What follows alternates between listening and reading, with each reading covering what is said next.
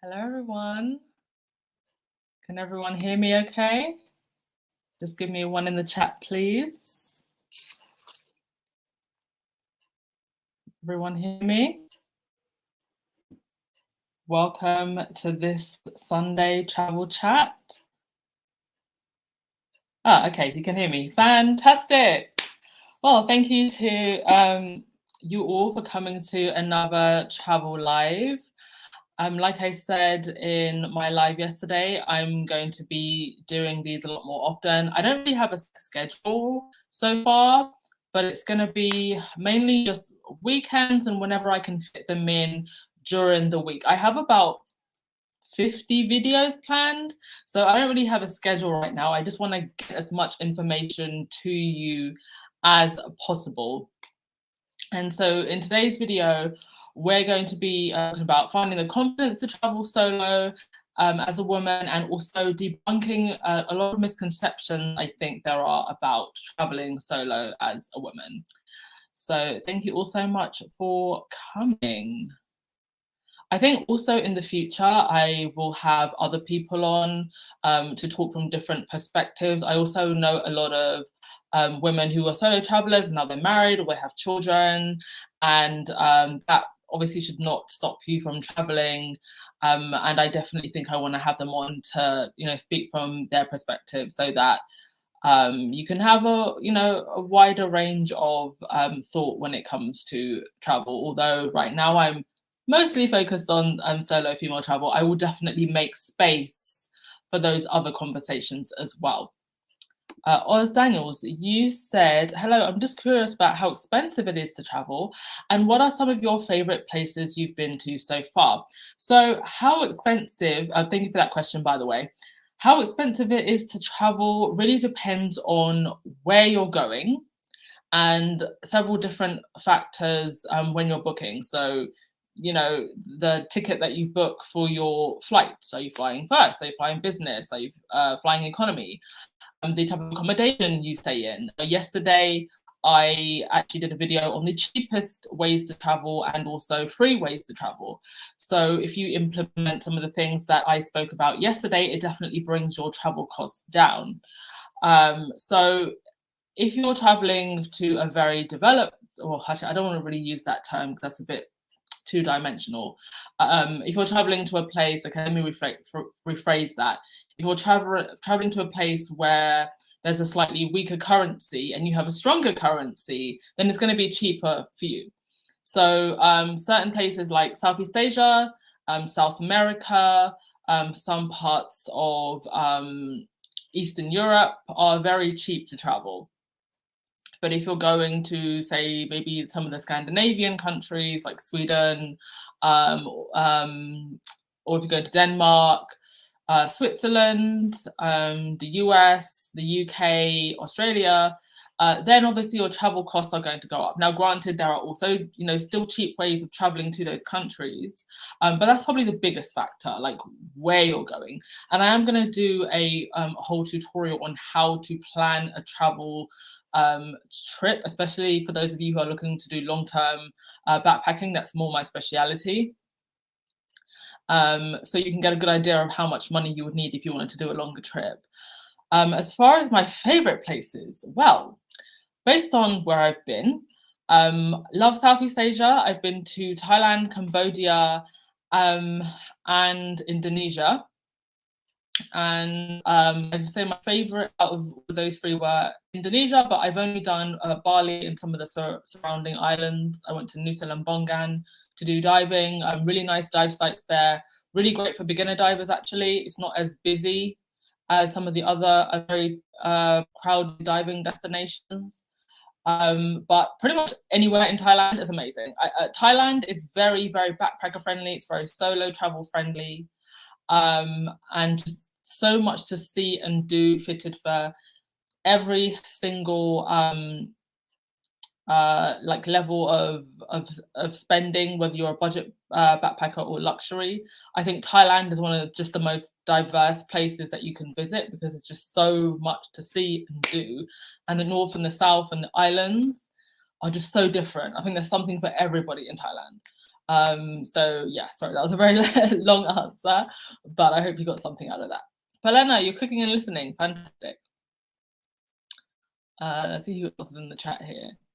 Yes, Palena, Thailand is beautiful. I really, really want to go back.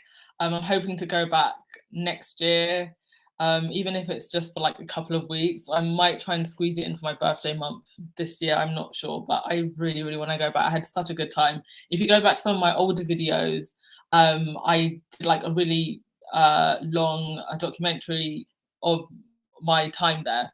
I went in early 2020. I went to Chiang Mai, Chiang Rai in the north, and then I went to Bangkok, and then I did a bunch of the islands. Honesty and truth. The main thing is if traveling alone, don't drink too much alcohol and make sure that all water bottles are open in front of you. Well, I would say that applies to pretty much wherever you are, to be honest with you. You know, I think with safety and solo travel, it's pretty much everything that you would do at home with just a little bit more vigilance when you're abroad, because you know you've got less of a safety net. You know, you're really truly responsible for your own safety. But I pretty much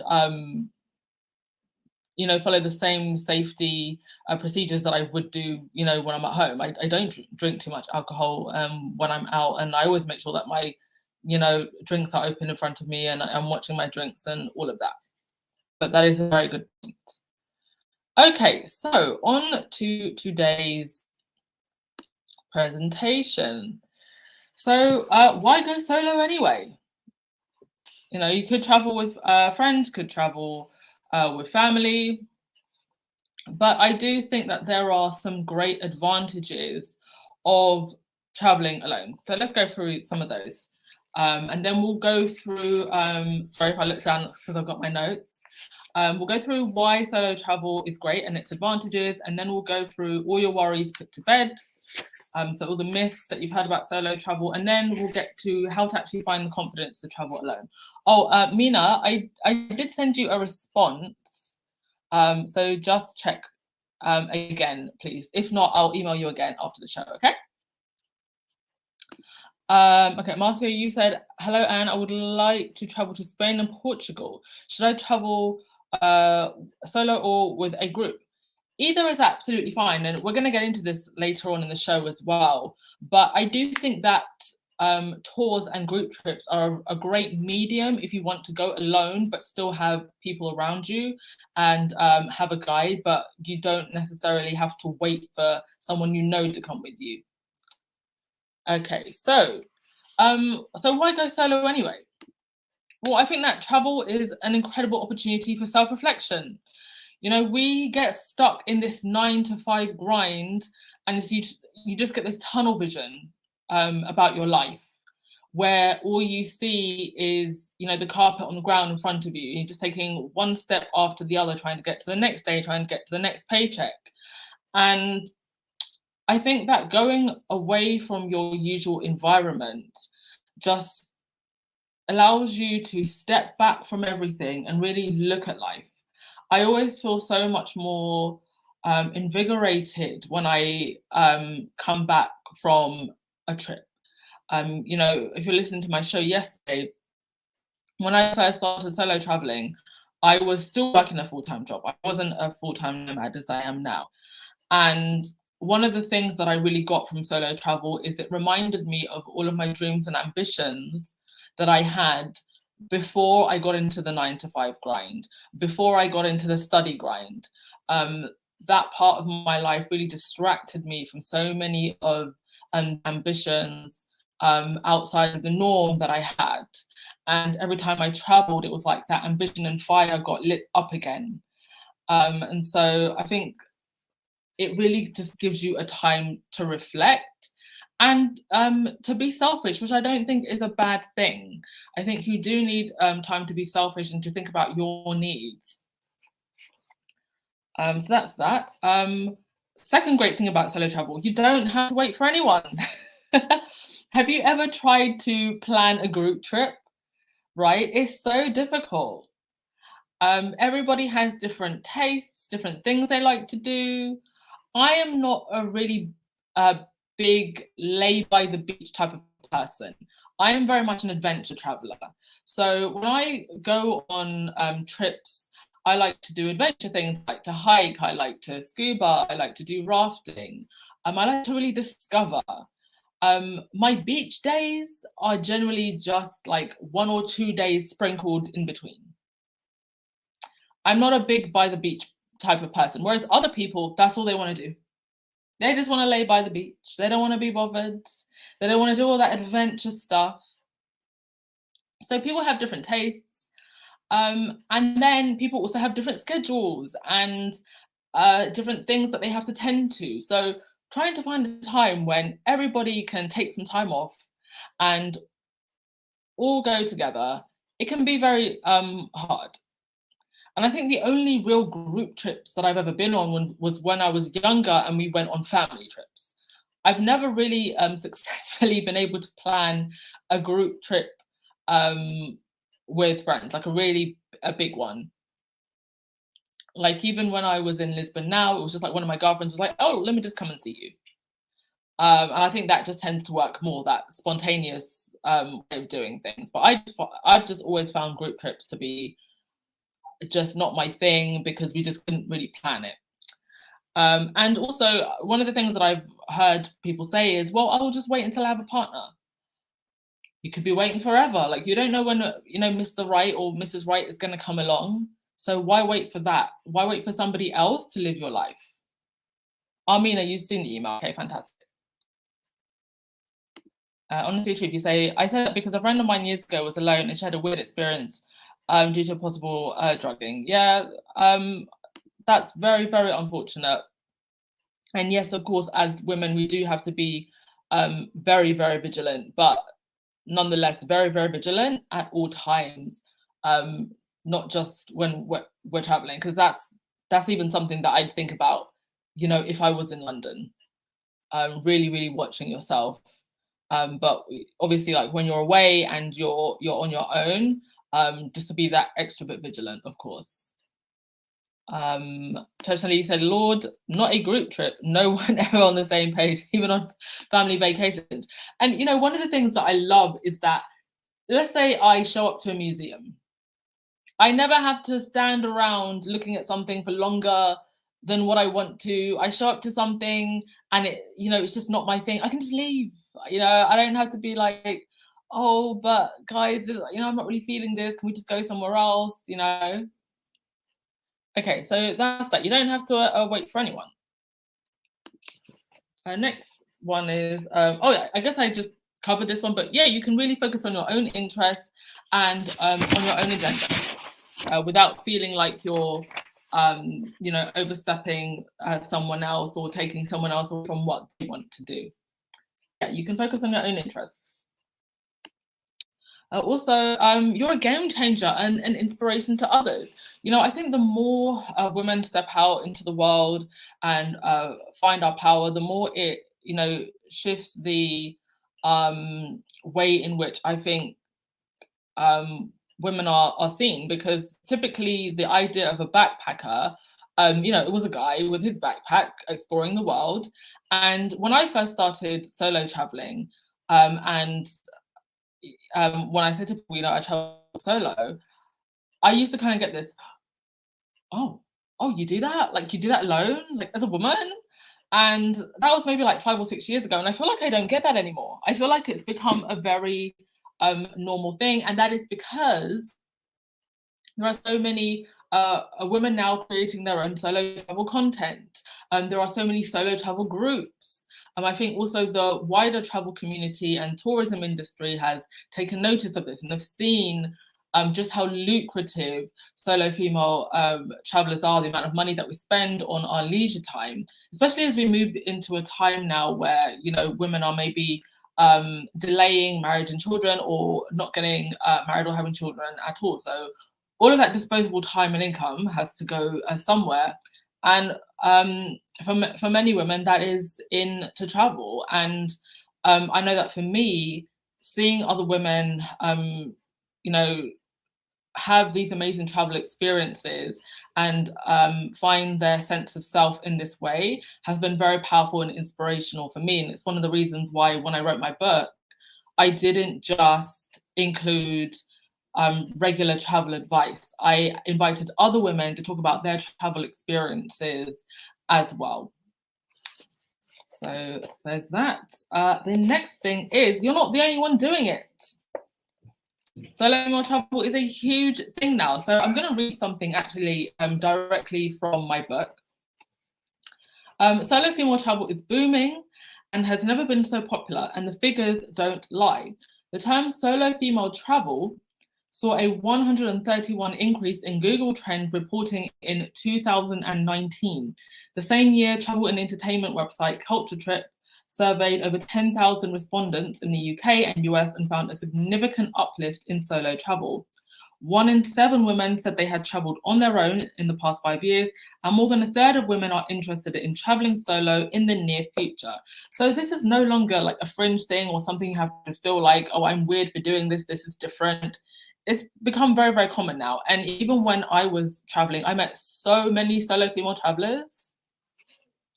So you're not alone or weird in doing it.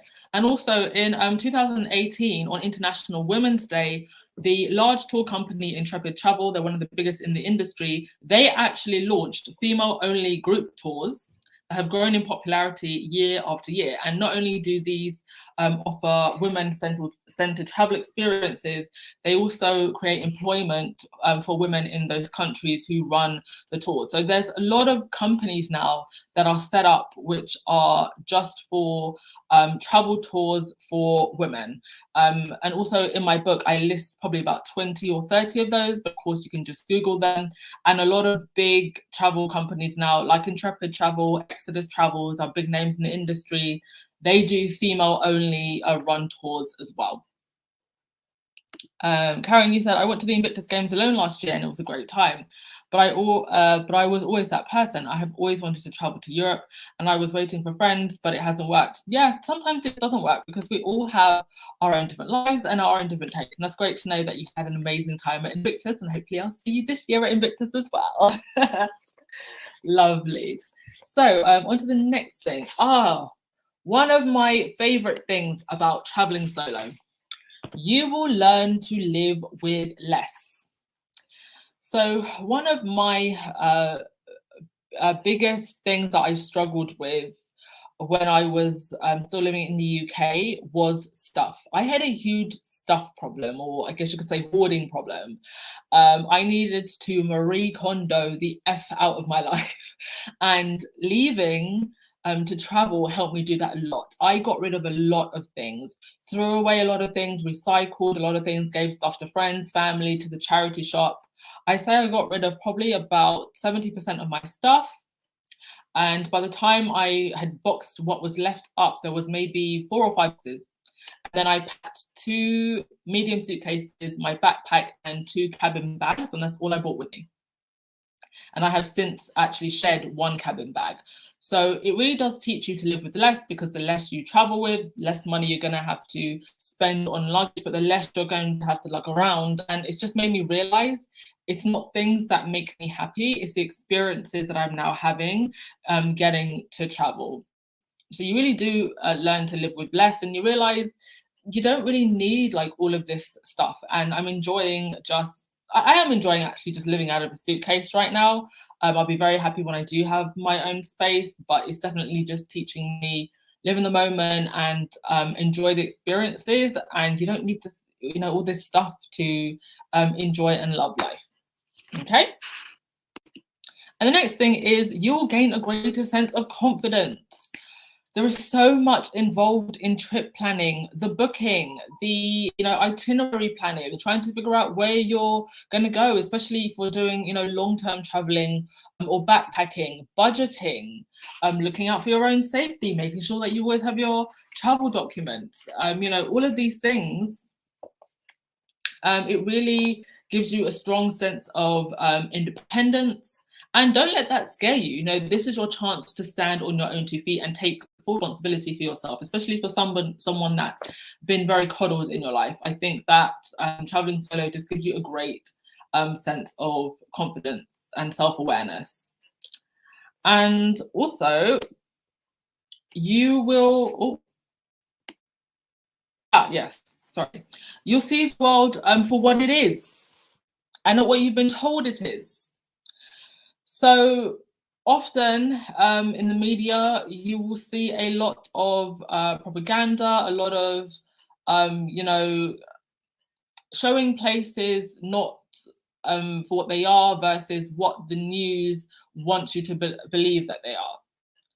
I watch a lot of travel vloggers who go to countries that aren't necessarily seen as, touristy countries. So countries like Pakistan, trying to think of like other countries that have been misrepresented in the media, a lot of Middle Eastern countries, and to see their travel vlogs and to see all of the beauty and the culture and things that can actually be enjoyed in these countries through their lens is incredible. And you actually just realize sometimes what the news shows you isn't an accurate representation, or it only represents a very small part of that country and that culture, when, there are so many things that make up a country and its culture and its people, but they focus on the most negative things. So travel allows you to actually go into that space and get to know the people and the culture and how they live outside of this lens that that we see through the news media, especially in the West. So, don't write off countries that aren't always marketed as touristy places. If anything, I encourage you to go to countries that are less visited. And often these countries will have, guided tours. If you're unsure about going to certain places by yourself, always just book a guided tour, and don't be afraid to go to places that are a little bit more off the beaten path, because you never really know, what you will find there. One of top countries on my list actually is Pakistan. I have friends that come from Pakistan who have, traveled all over Pakistan, who have motorcycled all over Pakistan, and now I see through their eyes and through their lens, everything that I've been told, by Western media isn't necessarily accurate, and I can't wait to actually explore it for myself. Honesty and truth, a solo traveler. Oh, wait, I think I said that comment already. Kwai, you said, and we lived in Algeria for 8 years, and it was a very beautiful country that people don't know. Yeah, because I think that there's a very small collection of countries that get all of the tourist attention. You get other places that just, for some reason, just don't make the radar. And I think part of the reason is because people do have these big misconceptions. Again, I think it's, media that does this. But thank you so much for letting us know about Algeria. It's very interesting that you got to live there for 8 years. Right, so I think that's all in terms of why you travel solo. And now let's move on to all your worries put to bed. So these are all sections, by the way, in my book, and I go into a little bit more detail and also add resources for each section. So it's not safe. So this is, I think, one of the biggest travel myths. And like I said earlier in response to another comment, unfortunately,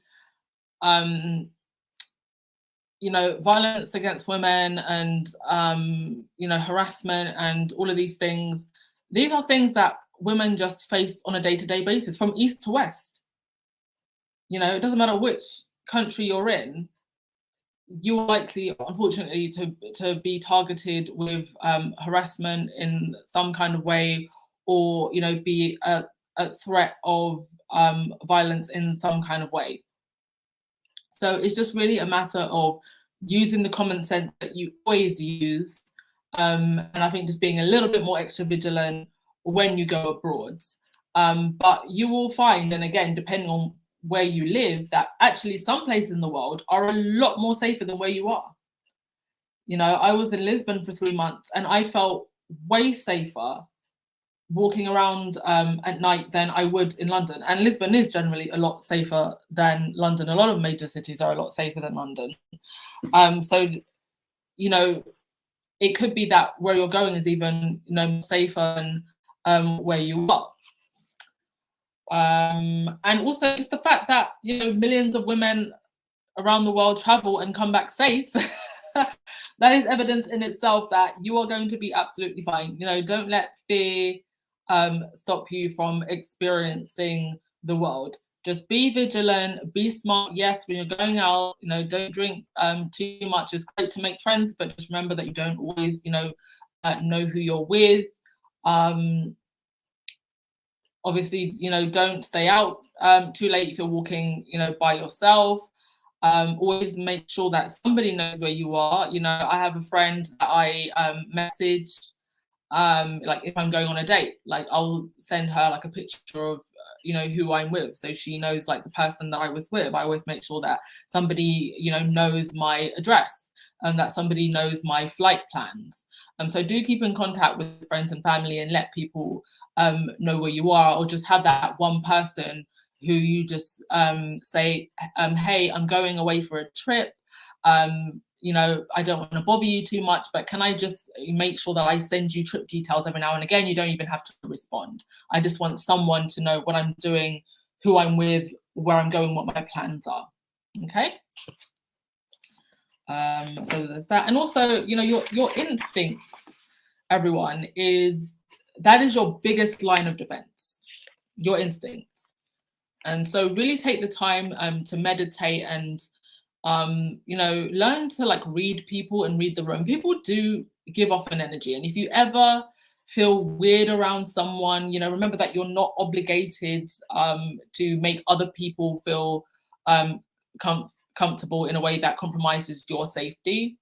And, you know, do practice. I mean, it can be very hard for women because we're told, you know, don't cause a fuss. But, you know, do practice, you know, being firm and telling people no, or just walking away. You know, you don't owe anyone anything.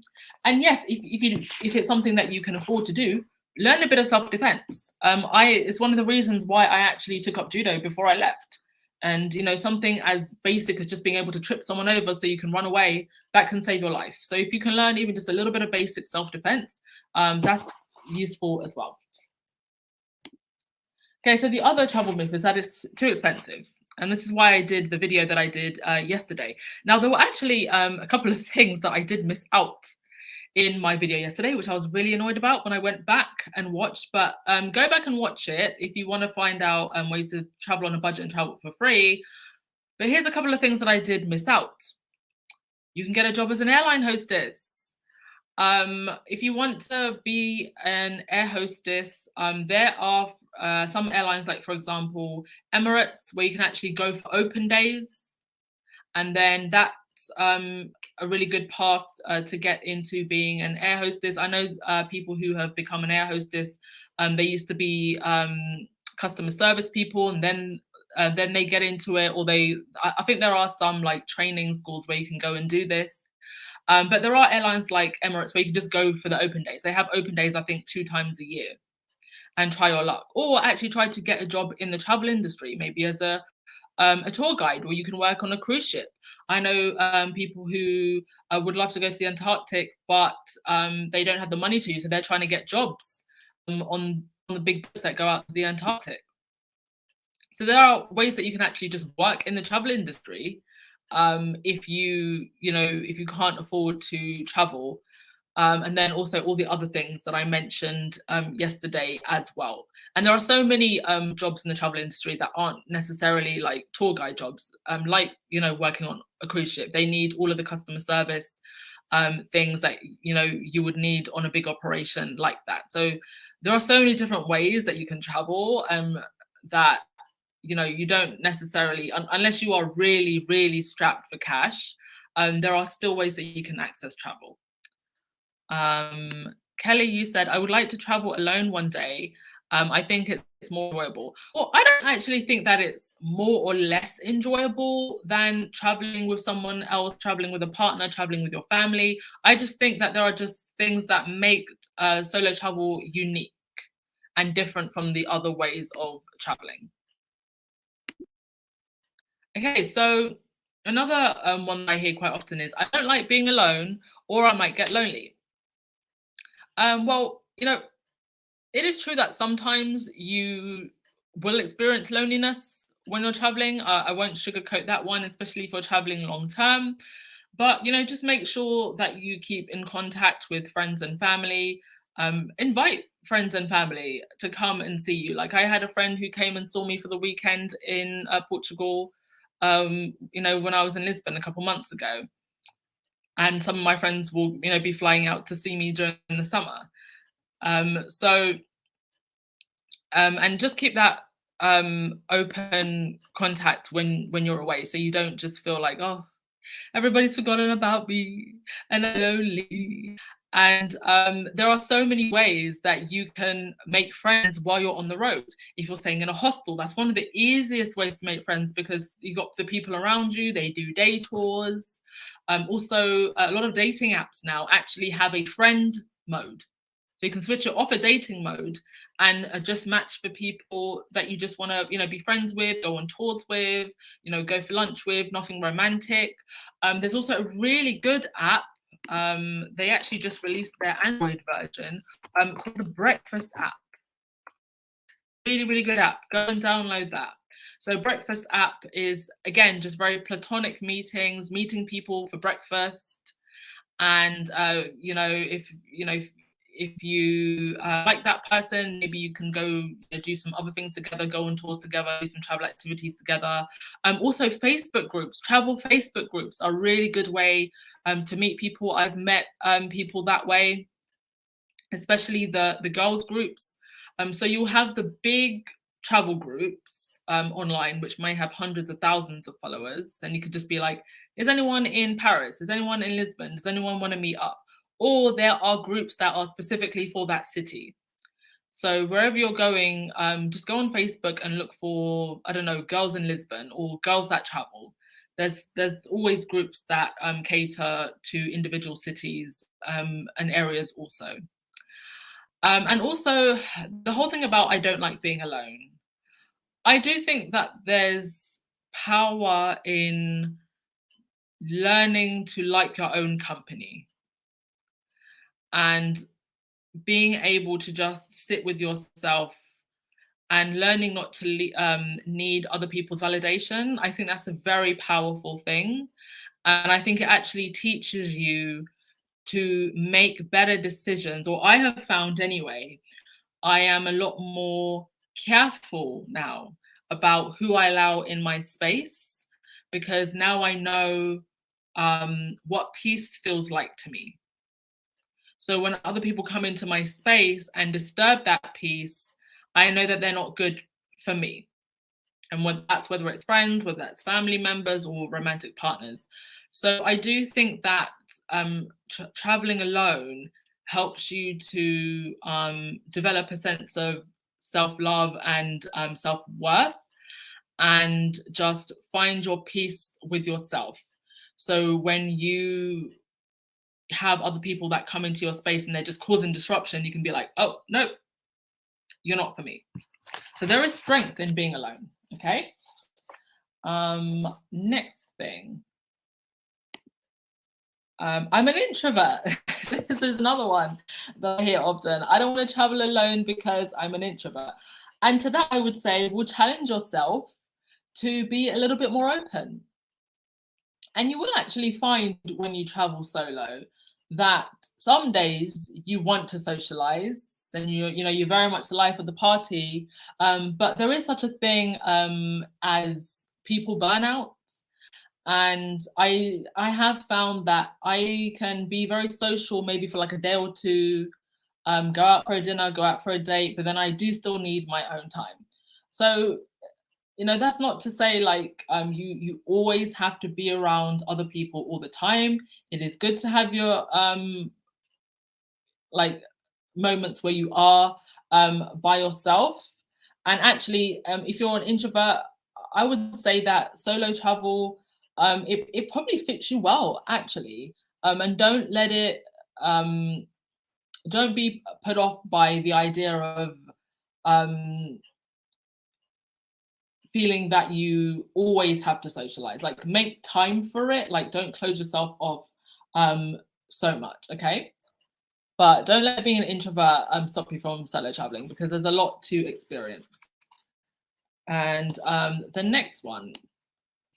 Oh yes, I feel guilty for treating myself, or going off and having a good time by myself. This is one that I had to work to overcome myself, because as we all do, love my family, but I can worry for my family and the whole of England. For my family and the whole of England. So I have had to learn to just allow myself to have a good time and not always worry about things that I can't control, and just let things go, that I'm not responsible for everyone. I think that's a weight that we tend to carry a lot as women, as Black women. Like we wear that cape for everyone. And I think that's one of the things that I've learned to do, is just to remove the cape. I'm not Superwoman. I'm a human, and I deserve to have time for myself. I deserve to, have a good time and not feel guilty about it when I'm having a good time. So yeah, don't let the guilt of having fun stop you from solo traveling. Another one that I hear quite often is, I can't quit my job. And when you do get into the travel space, this is something that you start to hear a lot. I'm quitting my job to travel the world. You don't have to quit your job to travel the world. Let me just say that now. The first 4 or 5 years that I was traveling solo, I had a full-time job. I just maximized travel days, and there's actually a whole section in my book where I talk about how to travel the world while you have a full-time job. Just being smart with maximizing those holiday days, right? So no, you don't have to quit your job. And actually, in an era of remote work, you may even be able to take your job with you, like what I'm doing now. I work freelance now. And then I also have, the Duchess podcast, and I'm doing both of those at the same time while traveling, and they're allowing me to work and travel. Thank you so much, Polena. Yes, my book is a good book. Oh, hello, Lauren Brown. Thank you for joining us. Lovely to see you here. Okay. Just make sure you hit that thumbs up button, everyone, and hit that subscribe button if you haven't already. Ayulita, you said, interesting conversation. I would like to travel to Dusseldorf, but very fearful of going solo. Well, it's probably the one place where you're not actually going to be solo, because half the squad is going to be there. So the only time that you'll be alone is when you're getting on that plane and coming over to Dusseldorf, but we're all going to be there. So hey, come on over and join the fun. Honestly, once you learn how to make friends while traveling, you'll never truly be alone. And it's actually so easy to make friends, especially if you're staying in a hostel. And I think I might actually do a whole video on how to pick a good hostel where you're likely to make friends. And yeah, like I mentioned, using breakfast app, using the dating apps, and switching to friendship mode to find people to hang out with, or just going on a group tour. You never really have to be alone. Karen, you said, I enjoy my own company. I have so much fun. I'm a happy person. I don't miss company. But when I am with friends and family, I enjoy them. I have a problem with downers. I am a flexible person. Yeah. I think it's good to have just a mixture of both. I do like traveling with friends, and I do also, and with family as well. I just really also enjoy my solo time. So it's good to have a mixture of both, right? Because both offer different experiences. When you're on your own, well, one of the downsides of being alone is it's just you experiencing that experience, or maybe you've met someone on the road, but they're not necessarily your friend or your family member. Whereas when you are with your friends and your family, you're making memories with them. So that's one of the downsides of being alone. There are pros and cons, of course, but I think we focus so much on the cons that I just wanted to focus on the pros today. I think I went a bit ahead. Okay, so another one is, I'm too old. You're never too old. You're never too old. And I would say, as long as you're, I guess, from 17 of what's considered the legal age of an adult, you're definitely never too young, but you are never too old. I follow Stephanie Perry, who I think she's in like her late 40s, but she has a lot of women in her communities who are going on, 40s, 50, 60, 70 even, solo travelers, enjoying the world, enjoying their freedom. The kids have left the nest, or maybe they're divorced, or maybe they're widowed, and they're still making the most of life. And travel can be a really good outlet to do that. So there's no such thing as being too old to travel, or to travel solo. Just focus on what it is that you enjoy. Things go wrong. This is another thing that I hear a lot. Well, the truth is that, yes, things can go wrong. Like, I'm not going to sugarcoat that at all. But for every problem, there is a solution. And so, don't let things going wrong, put you off of traveling. There are going to be missed flights. Maybe you lose things. I don't know. What else could go wrong? I've unfortunately heard of some really horrible disasters. I know one girl, I think, Alicia Ramos, who runs the travel blog My Life is a Travel Movie. She had a series of quite nasty events. I think she was in a boat that capsized, and then she was in a car wreck. I think the bus flipped or something, and then something else happened to her where she ended up in the hospital. So yeah, unfortunately, those type of things can happen, but they're very rare.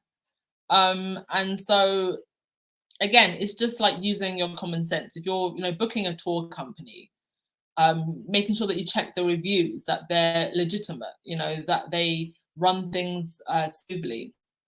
And always, always, always do not leave for any trip without insurance. I cannot stress enough, if you cannot afford insurance, you cannot afford to travel. You do not want to be slapped with a giant health bill, or God forbid something happens to you, and your family, need to help you out. You don't want your family slapped with some giant bill to help you out of that situation. So always, always, always get travel insurance. Get good travel insurance that covers a range of things. The two best travel insurances, I think, are World Nomads and also Safety Wing.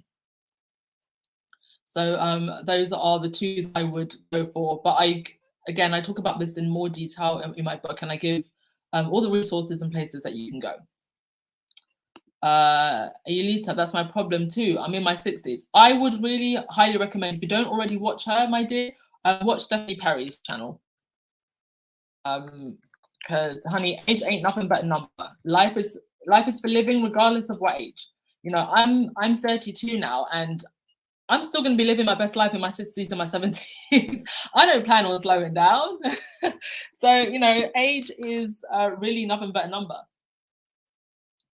Kawaii, you said, I think I will try to travel to Dusseldorf this summer. I have never been to Germany before, and I love your suggestions, but I don't think I can stay in the YMCA. Okay, do you know what I'm going to do? I think that I am going to do a whole video on how to book a good hostel, so that we can demystify hostels and show you that they're not terrible places.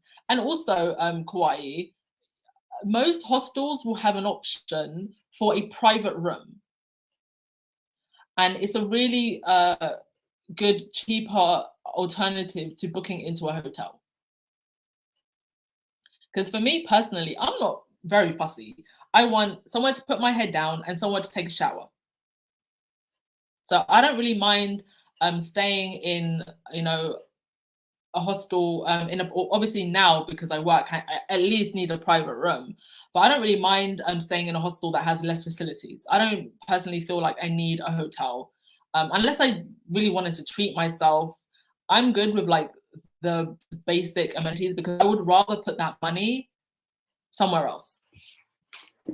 LA, the airline once lost my bag at the beginning of my trip. My bag went to Paris without me, but eventually caught up with me, just rolled on with no problem. Yeah, and sometimes you just have to just keep it rolling. Don't let things like that ruin your trip. With lost luggage, a really good tip is to put air tags into your luggage so you can track where the luggage is, and you don't have to wait for the airport to tell you where it is. You could just point on your phone, is here. Go get me my luggage, please, because sometimes they can take weeks trying to figure out where it is. So put air tags in your luggage, and yeah, don't let things like that, ruin your trip. It can be very annoying, but you're there, just enjoy the experience. Andrea, you said my first trip out of the USA was to Haiti to visit a school friend in 1980. Since then, I primarily travel solo, and I love it. Just turned 58. I'm planning a trip to Africa in a couple of years. Amazing, and I hope you enjoy that trip. Palena, you said, as long as my knees are still working, I will be traveling with the help of God. Amen to that. Amen to that. Okay, so the last thing that we're going to speak about is how to get the confidence to travel solo. Because I think this is a really big hurdle for a lot of people. So, first thing to remember is home is always closer than what you think. And foreign countries are becoming less and less foreign. You're seeing the westernization of a lot of countries, and you will actually see elements of your country wherever you go in the world, unless you start, especially if you're going to very touristy places, unless you veer off into rural areas, and even then, you will still see elements, perhaps, of your country. So, for example, I went to Thailand. I was on a bus going from Chiang Mai to Chiang Rai. So we have to go through, the more rural areas of Thailand, and I see a Tesco's. I see the Asian version of Tesco's in this rural area of Thailand.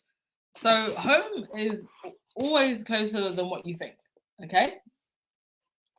And you will see things that are familiar to you.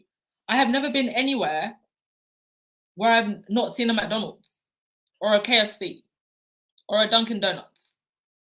McDonald's is everywhere. McDonald's will not give a single country peace unless they're banned. All right, so there's that. Another thing to help you with your confidence: travel closer to home on your first trip. So let me tell you about my first couple of solo trips. The first time I took a solo trip, I didn't actually leave the UK.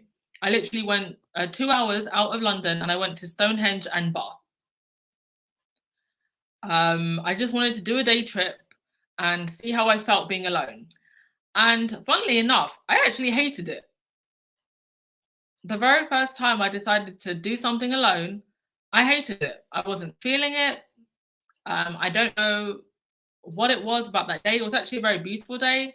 Bath is a very beautiful city, very historical city. Stonehenge is very interesting.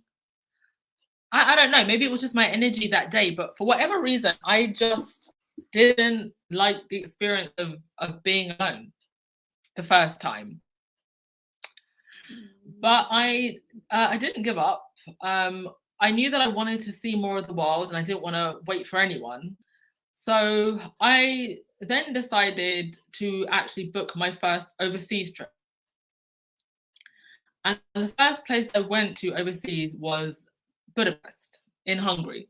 So it's only like I think an hour and a half flight or something. Very, very cheap place to go. And I was there for maybe 2 days. And now I'd actually started to really enjoy being by myself. I always think that Budapest being so beautiful, inspiring, historical, electric city, that also helped as well. But I think it was on the second night, I was walking along the riverbank, and I looked across the riverbank and I saw the Hungarian parliament lit up at night. And there was just something inside of me that just shifted. This feeling of freedom, this feeling of giving myself this space, this time to explore. And so if you go on a trip the first time and it's not everything that you expected and it's not rainbows and stars, and everything aligns, don't let that put you off. Give it another try. And I'm so glad that I gave it another try, because I completely fell in love with solo travel. And I think also being close to home, being somewhere that's familiar, being somewhere that I know that people go and enjoy. Budapest is a very popular spot for British tourists. I think that also helped. So don't do anything too overly adventurous your first couple of times. If it means going to the very touristy places, they're very touristy for a reason. They're touristy because people enjoy them. They're touristy because the infrastructure to, help tourists get around and to give you a good experience is already there. So the first couple of times, yeah, go to Paris, go to Rome, go to Thailand, go to Bali, go to places where that infrastructure and that, helping hand is going to be there. And go to somewhere close. You don't have to, get on a plane and go across the world. Maybe just go to the next city or go to the next state. And then just like slowly build up. I think I did quite a few Euro trips before I then went to Indonesia. And that was like my first like really far place that I went. And by the time I went there, I had already worked up a lot of confidence from the trips that I did that were a little bit closer to home. Arnett, you said, I have booked into a hotel as I feel safer. Plus, I will be there for the whole event. Yeah, I mean, do what makes you feel good. Like I mentioned yesterday, there are a lot of poshtels now, and they're almost just as good as hotels, just a lot cheaper. But do what makes you feel good, and however you feel comfortable. Your travels are for you. I'm just here to give you the tips, tricks, and the hacks. You do what's best for you. If you have the money to be a luxury traveler, well then travel luxury. I try to make my content as accessible to everyone. But if you've got that money to stay at the Four Seasons or to stay at the W, you do you, boo. Buy your your gold sprinkled cocktails and have a good time. Karen, you said there was an issue with my flight returning from The Hague, and also there was KLM. I had to sleep at the airport. All the hotels were filled by the time they give out the hotel parts. It's scary, but yes. Yeah, I had to sleep over at the airport when I was coming here, actually. But I would just say, if you ever have to sleep at the airport, just find a place that's maybe away from the crowds. I actually carry spare locks, so I can put locks on all my bags if I'm ever in a situation like that. You can also, I wish I had it on me, but you know those, what are they called now? Those long plastic strips, and then you kind of like tie them around and it acts like a lock. I actually travel with those in case I'm ever in a situation where I have to, bolt my bags down to something. But also you'll find that in a lot of airports now, especially where they know people are going to sleep over, there's usually security roaming around. Like when I had to sleep over at Amsterdam airport, there was security going up and down all night. So I don't really feel scared to have to sleep in the airport. The airport's probably the safest place for you to sleep, to be honest. Hey, Kim Peaches, great to see you here as well. Yeah, you actually get to see me now. You just, on the Royal podcast, just me rambling behind those slides. Rambling about why King Charles is not my king.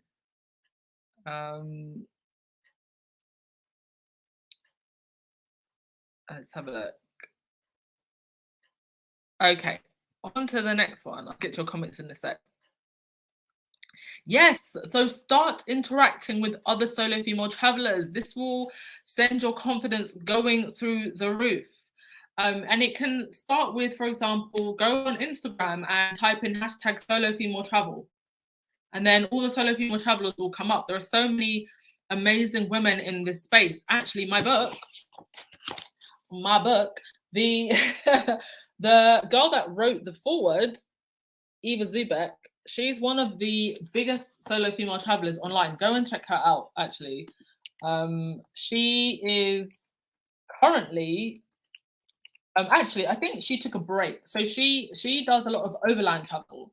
So she travels in this huge 4x4. She was traveling in the 4x4 for months. She took a break and now she's back on the road in her giant 4x4.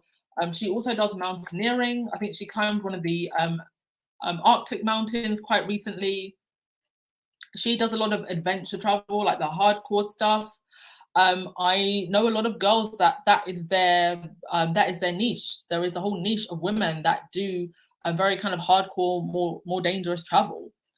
But again, if you're just looking for the tamer stuff, there are so many women in this space right now. Just go on Instagram, go on Facebook, type in solo female travel, look for those groups, or type in, best solo female travel blogs and look at, what other women are doing.